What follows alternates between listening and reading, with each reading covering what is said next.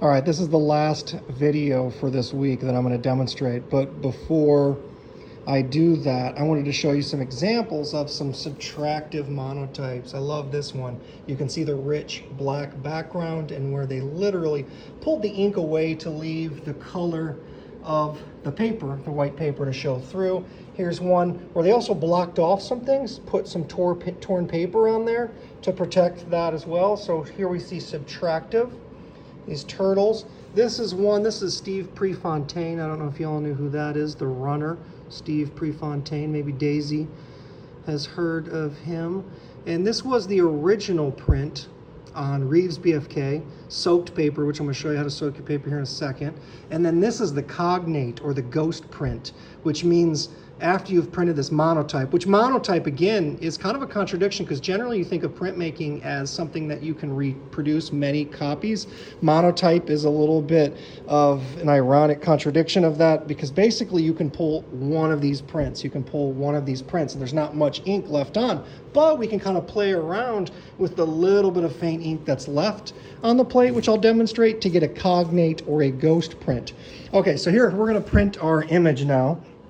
Here is my paper that has been soaking while I was developing my image. You generally want your paper to soak for at least 5 to 10 minutes, and it can soak up to anywhere to an hour. I'm going to pull this out of the bin here, the soaking tray, and let most of the water soak off. I'm also going to try to do this one-handed while I hold my phone. You can see it's dripping off. Next, what I'm going to do is I'm going to take it over here to our blotting station. I'm going to put it on the blotters. And then I'm going to put a blotter on top, like so, because we want the paper to be damp. We don't want the paper to be soaking wet. So now I'm going to take one of these rolling pins. Oh, I always wondered what those rolling pins were here for. That's why they have all the ink on it, because people come and take with inky hands, they do this. You want your hands to be nice and clean. Clean hands are going to be your friend. Those don't look clean. That's weird.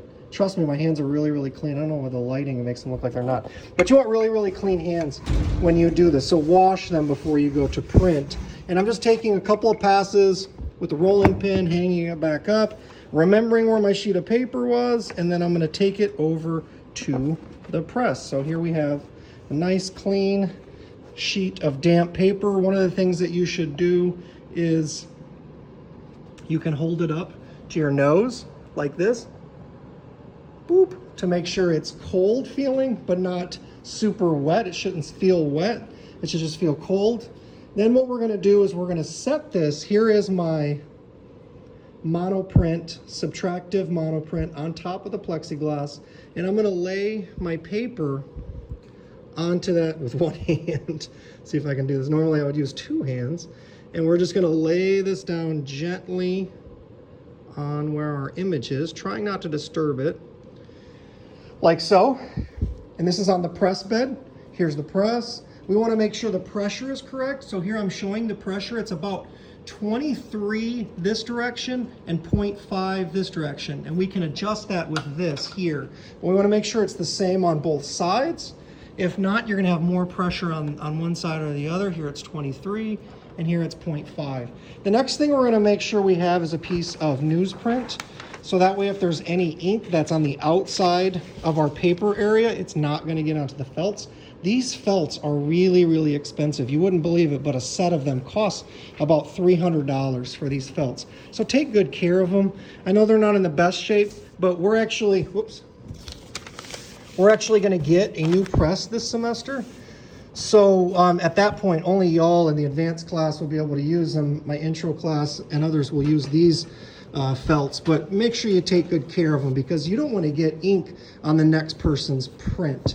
So here we have the felts laid down nice and flat, and then we're going to run through the press. Now remember, you're not doing this necessarily on your own at first. I'll be in here in class on Tuesday or Thursday, whichever day your group meets. But eventually you will be doing this on your own. So I want to make sure you're doing it safely and properly. The next step is to spin this wheel, making sure that it's engaged first. It doesn't look like it's engaged. So I got to get this started. Here we go. Sorry for the turbulence.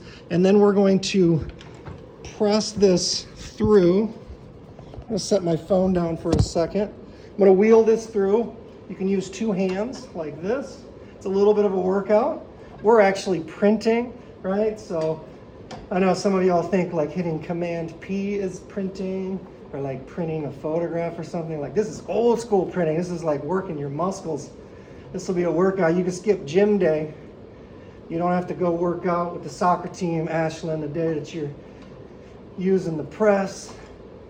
It's quite the workout. Go all the way through. We only need to go once. We don't need to go back and forth.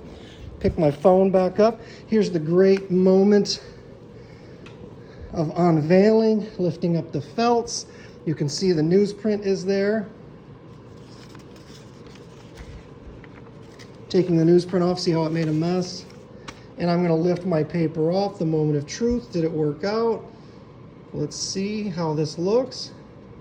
Peel back your paper. Boom! Pretty fresh. Check it out. I love it. Boombox. But think about artistically how you're going to use this. The next step that I'm going to do is I'm going to show you that sometimes we can get a cognate or a ghost print. So just like this pre-image, Steve Prefontaine here, you've got the original, boom, like this, fully